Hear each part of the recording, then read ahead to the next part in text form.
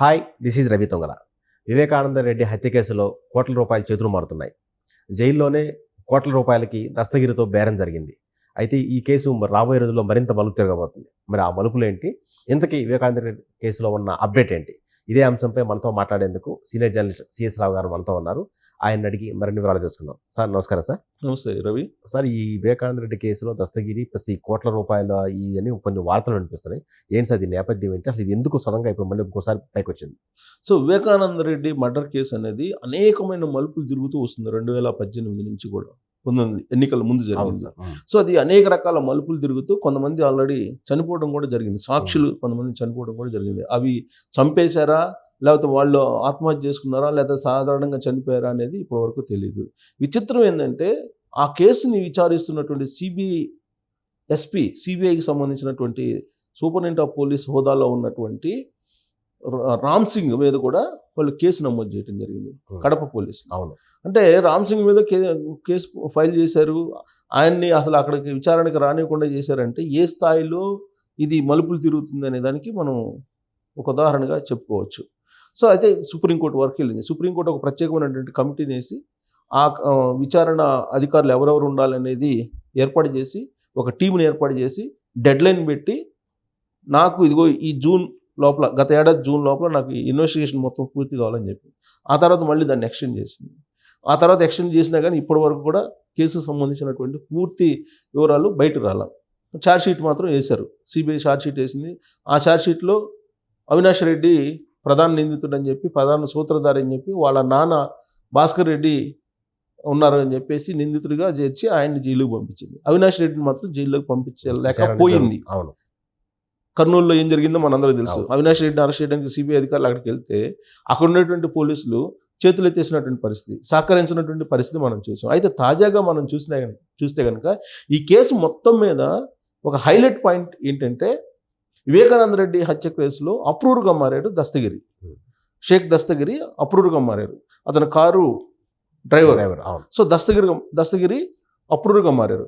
అప్రూవర్గా మారిన తర్వాత ఏం జరిగింది, అసలు మర్డర్ ఎలా జరిగింది, ఎవరు చేశారు అనేది క్లియర్గా చెప్పేశారు. సో దీంతో చాలా క్లారిటీ వచ్చేసింది ఎవరు చంపారు అనేది. సో 2019 ఎన్నికల ముందు ఇదే వివేకానంద రెడ్డి మర్డర్ కేసుని తనకు అనుకూలంగా మలుచుకున్నటువంటి తాడేపల్లి ప్యాలెస్ ఇప్పుడు దాన్ని అసలు ఎవరు చేశారనేది బయటకు వచ్చిన తర్వాత, బయటికి ఆల్రెడీ ఛార్జ్షీట్ రూపంలో బయటకు వచ్చిన తర్వాత ఇప్పుడు అది హైరాణ పడుతున్నారు. తాడేపల్లి క్యాంపు హైరాణ పడుతున్నటువంటి క్రమంలో దస్తగిరిని అప్రూవర్గా మారాడు కాబట్టి ఆ దస్తగిరి మీద ఒక ప్రెజర్ తీసుకొచ్చేటువంటి ప్రయత్నం చేశారు. ఎందుకు? ఆల్రెడీ ఇప్పటికే వివేకానంద రెడ్డి పిఏగా ఉన్నటువంటి కృష్ణారెడ్డి అతనేం చెప్పాడు, ఆర్పి సింగ్ రామ్ సింగ్ మనం బెదిరించేసి ఇలా తప్పుదోవ పట్టించి వివేకానంద రెడ్డి మర్డర్ కేసుని వాళ్ళకి అనుకూలంగా చెప్పి అనుకూలంగా చెప్పమని చెప్పి మాకు ప్రెజర్ చేశాడు, మా మీద ఒత్తిడి తీసుకొచ్చారు, నేను అందుకే ఆ విధంగా చెప్పాల్సి వచ్చింది అని చెప్పి కృష్ణారెడ్డి చెప్పడంతో అది కొంత బలహీనపడిపోయింది. ఇప్పుడు అప్రూవ్గా మారినటువంటి దస్తగిరి కూడా సేమ్ అదే చెప్తే రామ్ సింగ్ నన్ను ఒత్తిడి తీసుకొచ్చాడు, అందుకే నేను అలా చెప్పాను అని చెప్పి కనుక చెప్తే ఆ కేసు కంప్లీట్గా క్లోజ్ అయ్యేటువంటి అవకాశం ఉంది. అందుకే ఇప్పుడు దస్తగిరిని ఇటీవల కాలంలో జైలుకి పంపించింది, కడప జైలుకి. ఎందుకు? ఒక యువతని ఇతను ఏదో కిడ్నాప్ చేశాడని చెప్పేసి అతని మీద ఒక కేసుని నమోదు చేసి అతన్ని కడప జైలుకి పంపించడం జరిగింది. కడప జైలుకి అక్కడ ఖైదీల ఆరోగ్యాన్ని చూసేటువంటి, పర్యవేక్షించేటువంటి డాక్టర్ చైతన్యరెడ్డి. ఎవరు ఈ చైతన్యరెడ్డి అని అంటే శివశంకర్ రెడ్డి, వివేకానంద రెడ్డి కేసులో ఒక నిందితుడు. శివశంకర్ రెడ్డికి సమీప బంధువు, దగ్గర బంధువు, రక్త సంబంధికుడు. సో ఇతను చెప్పిన దాని ప్రకారం, దస్తగిరి చెప్పిన దాని ప్రకారం ఈ డాక్టర్ చైతన్యరెడ్డి ఎవరైతే ఉన్నారో అతను ప్రెజర్ తీసుకొచ్చారు దస్తగిరి మీద. దస్తగిరి 20 కోట్లు ఇమీడియట్గా ఇచ్చేస్తాము, నువ్వు ఈ అప్రూవ్గా మారినటువంటి నువ్వు బలవంతం చేసి రామ్ సింగ్ నాచా చెప్పించాడు సిబిఐ అధికారి, ఇన్వెస్టిగేషన్ అధికారి అని చెప్పి నువ్వు కోర్టులో చెప్పు. కోర్టులో చెప్తే కనుక నీకు 20 కోట్లు ఇమీడియట్గా డీలు, తర్వాత మిగతా మొత్తం ఇస్తాం, మొత్తం 100 కోట్స్ డీల్ అని చెప్పి చెప్పారని చెప్పి దస్తగిరి చెప్తుంది. దస్తగిరే మీడియా ముందు చెప్పారు. దస్తగిరి చెప్పి నాకు ఈ విధంగా డీల్ చేశారు, నన్ను జైల్లోకి పంపించి జైల్లోనే, కడప జైల్లోనే ఈ విధంగా చైతన్యరెడ్డి అయిన అతను, డాక్టర్ చైతన్యరెడ్డి అయిన అతను వచ్చి ప్రెషర్ చేశాడు నన్ను కోర్టులో ఈ విధంగా చెప్పమని, ఏది విచారణాధికారి సిబిఐ విచారణాధికారి ఒత్తిడి చేసి అప్రూవ్గా మార్చారని చెప్పి నువ్వు కోర్టులో చెప్పు, కేసు వీగిపోద్ది, నీకెందుకు ప్రాణభయం అది ఇది ఉండదని చెప్పి ఇలా చెప్పారని చెప్పారు. అంటే ఇక్కడ దస్తగిరి నిజమైనటువంటి పులివెందుల పులి అని చెప్పి అనుకుంటున్నాను నేను. ఎందుకనంటే ఈ కేసులో వివేకానంద రెడ్డి కేసు అనేది దాంట్లో ఉన్నట్టు నిందితులు అనేవాళ్ళు ఎలాంటి వాళ్ళు అందరికీ తెలుసు. వాళ్ళకి లేనిది లేదు, అన్ని రకాలుగా ధనబలం ఉంది, ప్రజాబలం, ఖండబలం, ధనబలం, మీడియా బలం, స్థానిక బలం, అన్ని రకాల బలాలు ఉన్నాయి వాళ్ళకి. అధికారంలో ఉన్నారు, డబ్బు ఉంది, అన్నీ ఉన్నాయి. వాళ్ళు దలుచుకుంటే దస్తగిరి ఒక సెకండ్ కూడా బతికేటువంటి అవకాశం లేదు. అయినా కానీ దస్తగిరి వాస్తవాలను చెప్తూ అతను నిలబడ్డాడంటే ఇన్ని ప్రెషర్లను ఎదుర్కొంటూ, జైల్లో కూడా అతని మీద ఎంత ప్రెషర్ వచ్చింది అనేది అతను చెప్తున్నారు కదా, అంత ప్రెషర్లో కూడా అదే పులివెందుల్లో అతను తల ఎత్తి తిరుగుతున్నాడంటే పులివెందుల పులి జగన్మోహన్ రెడ్డి చెప్పుకుంటూ ఉంటారు, జగన్మోహన్ రెడ్డి అభిమానులు చెప్పుకుంటుంటారు పులివెందుల పులి జగన్మోహన్ రెడ్డి అని. జగన్మోహన్ రెడ్డి కాదు, జగన్మోహన్ రెడ్డి కన్నా కూడా ఒక గాండ్రించే పులి దస్తగిరి అని చెప్పి అనుకోవాలి. ఎందుకంటే ఇన్ని పులులు వాళ్ళు చెప్తున్నటువంటి, జగన్ ఒక పులి, అవినాష్ రెడ్డి ఒక పులి, వాళ్ళ నాన్న ఇంకొక పులి, అసలు పులివెందుల్లోనే మొత్తం పులులు ఉన్నటువంటి ఆ జనారణ్యంలో దస్తగిరి అనేటువంటి అతను మహాపులి అనుకోవాలి, అంతే, సింహం అనుకోవచ్చు, సింహం అనుకోవాలి. సో అలాంటి ధైర్యం చేసి దస్తగిరి నిలబడ్డంటే మామూలు విషయం కాదు. ఒక పక్క ప్రాణభయం ఉందని చెప్పి సొంత చెల్లెలే కంప్లైంట్ చేసింది పోలీసులు, డాక్టర్ సునీత చేసింది, వివేకానంద రెడ్డి కుమార్తె డాక్టర్ సునీత చేసింది, షర్మిల కూడా చేస్తుంది కదా. ఇప్పుడు నాకు ప్రాణభయం ఉంది, నన్ను ఏదన్నా చేస్తారన్న భయం ఉందని చెప్పి ఆవిడ కంప్లైంట్ చేసింది కదా. సో దస్తగిరి లాంటి అసలు ఎవరూ లేనటువంటి ఒక షేక్ దస్తగిరి లాంటి అతను ఆ పులివెందుల గడ్డ మీద నిలబడి నిజాన్ని నిలబెట్టాలి, నిజం ఏం జరిగిందో నేను చెప్పాను, ఆ నిజాన్ని నిలబెట్టాలని అతను నిలబడ్డాడంటే మామూలు విషయం కాదు.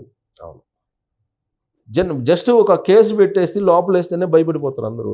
అలాంటిది ఇంతమంది ఒక ఫ్యాక్షనిస్టుల నేపథ్యం ఉన్నటువంటి వాళ్ళ మధ్యలో అతను నిలబడి ఉన్నాడంటే, మామూలు వ్యక్తి, మామూలు డ్రైవరు అంతే నిలబడి ఉన్నాడంటే అతను నిజంగా గుండె ధైర్యం చాలా గొప్ప, గుండె ధైర్యం మామూలుగా లేదు.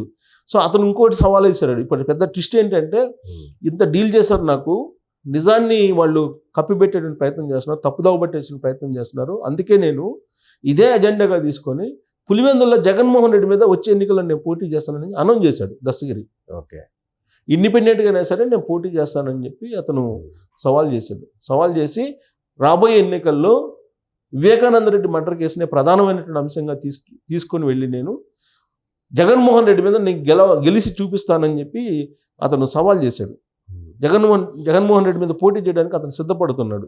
ఇలాంటి పరిస్థితుల్లో బహుశా దస్తగిరి కాంగ్రెస్లో ఏమైనా చేరి కాంగ్రెస్ పార్టీ నుంచి పులివెందుల నుంచి పోటీ చేసినా ఆశ్చర్యపోవలసింది. ఎందుకంటే రాజకీయాల్లో ఏదైనా ఎప్పుడైనా జరగచ్చు. సో ఇప్పుడు అసలు దస్తగిరికి ఏంటంటే ప్రాణభయం ఉంది. ఇప్పుడు ఆల్రెడీ వాళ్ళు పెట్టినటువంటి కేసు ఏంటంటే చాలా విచిత్రమైనటువంటి కేసు.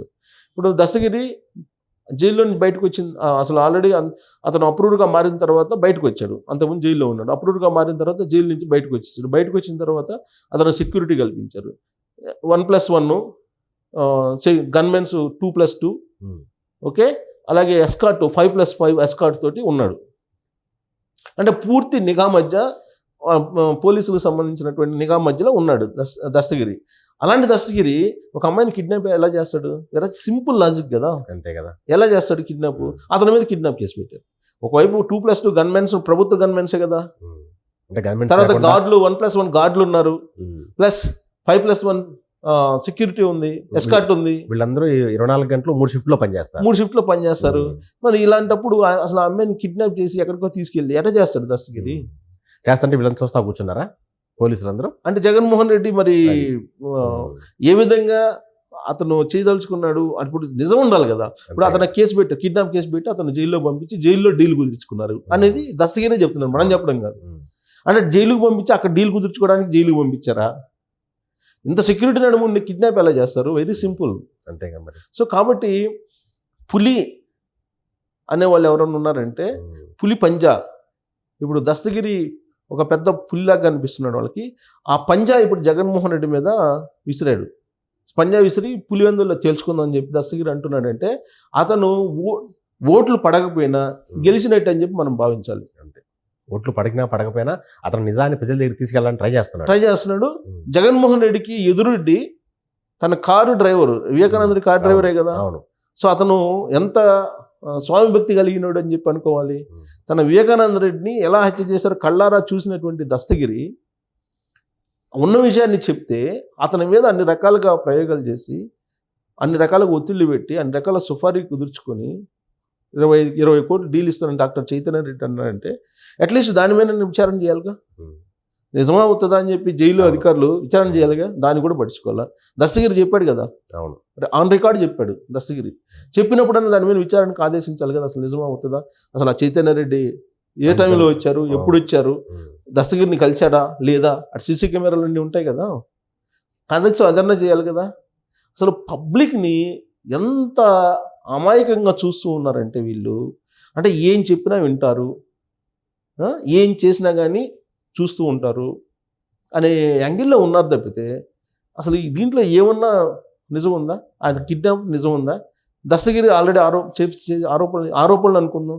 అతను నాకు జైల్లో ఉన్నప్పుడు నాకు పేరు చెప్తున్నాడు కదా, చైతన్య రెడ్డి వచ్చాడు, అతను శివశంకర్ రెడ్డి వాళ్ళ రక్త సంబంధికుడు అని చెప్తున్నారు కదా. సో అలాంటప్పుడు అతను విచారించాల్సిన బాధ్యత ఉంది కదా. సో ఈ సిబిఐ ఏమో ఈ కేసుని అసలు విచారించే పరిస్థితి కూడా లేదు. ఇప్పుడు నిన్న మంగళవారం రోజు భాస్కర్ రెడ్డి అటెండ్ అయ్యాడు సిబిఐ కోర్టుకి, అలాగే అవినాష్ రెడ్డి అటెండ్ అయ్యారు, వీళ్ళందరూ అటెండ్ అయ్యారు. అవినాష్ రెడ్డిని ఆన్ పేపర్ అరెస్ట్ చూపించారు కానీ ఎక్కడ కూడా అరెస్ట్ చేయలేదు. సో ఇవన్నీ ఏంటి అసలు? ఇప్పుడు Vivekananda Reddy case political motivated అని చెప్పేసి షర్మిలాని చెప్పారు, వాళ్ళ కుటుంబీకురాలే కదా, అంతే కదా, పొలిటికల్ మోటివేటెడ్ అని చెప్పారు. సో దాని మీద ఎంక్వైరీ చేయాలి కదా. రేపు ఎలక్షన్లో ఇదే ఒక పెద్ద ప్రచారాస్త్రంగా మారబోతుంది. దస్తగిరి రంగంలోకి వెళ్ళి ఇది కనుక ప్రచారం చేస్తే అక్కడ ఉన్నటువంటి ప్రజలు ఖచ్చితంగా తిరగబడే అవకాశం. ఇప్పటికే పులివెందులు వెళ్తే మొన్న రాళ్ళు టమాటాలు వేశారు కదా జగన్మోహన్ రెడ్డి మీద, నిలదీసే పరిస్థితికి వచ్చింది కదా. ఇప్పుడు దస్తగిరిగా నేను పోటీ చేస్తే జగన్మోహన్ రెడ్డి మీద జస్ట్ నామినేషన్ వేస్తే ఒక సీనియర్ జర్నలిస్ట్గా నా దృష్టిలో అతను గెలిచినట్టే. అంటే గెలుపోవటములు అనేది ఓట్ల రూపంలో చూస్తారు జనరల్గా. నేనైతే జగన్మోహన్ రెడ్డికి ఎదురెడ్డి నిలబడినటువంటి ఒక టైగర్గా నేను చూస్తాను దస్తగిరిని. నామినేషన్ వేస్తే అతను గెలిచినట్టే, అంటే ఓట్ల రూపంలో కాదు, సమాజంలో మానసికంగా అతను గెలిచినట్టే అని చెప్పి మనం భావించాల్సి ఉంటుంది. నిజమైనటువంటి పులి జగన్ కాదు, నిజమైనటువంటి టైగర్ దస్తగిరి అని చెప్పి అనుకోవాలి. అతని ధైర్యానికి మనం మెచ్చుకోవాలి, అతని ధైర్యానికి మనం ఖచ్చితంగా సలాం చేయాల్సిందే.